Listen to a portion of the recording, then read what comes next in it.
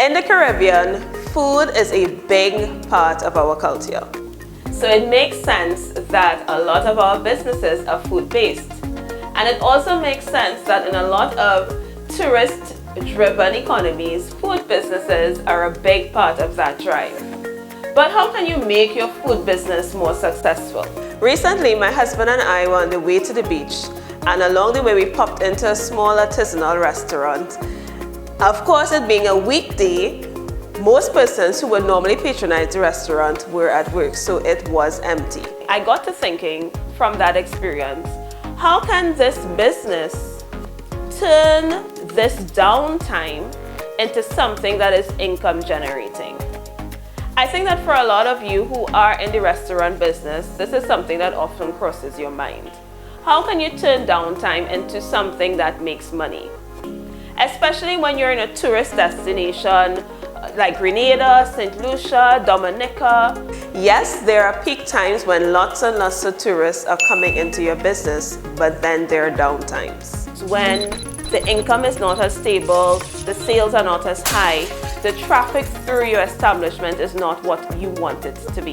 In this video, I'm going to share with you how you can make a minor tweak to your business model so that you can have a more consistent income generating pathway, especially on the downtimes. And it is found in this very simple word, catering.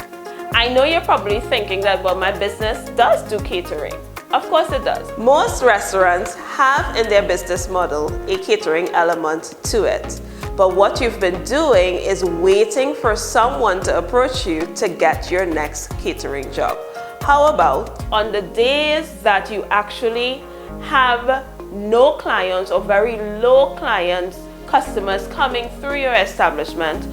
How about on those days we activate a catering strategy? What does that look like?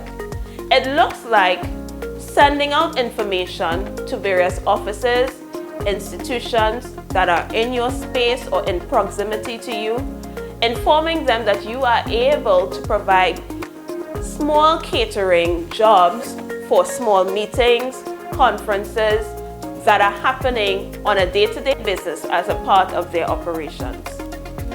If you do this more regularly, what you can then do is on the days where you are actually having such a high level of overhead to keep your physical location open, to keep your staff there hoping for a customer to come in, instead of spending the money on the overheads for days that you may not actually be generating any income, you can then divert the activity of your staff and the activity of your operations to fulfill private catering jobs at private organizations during the time that you don't typically have traffic walking through your business.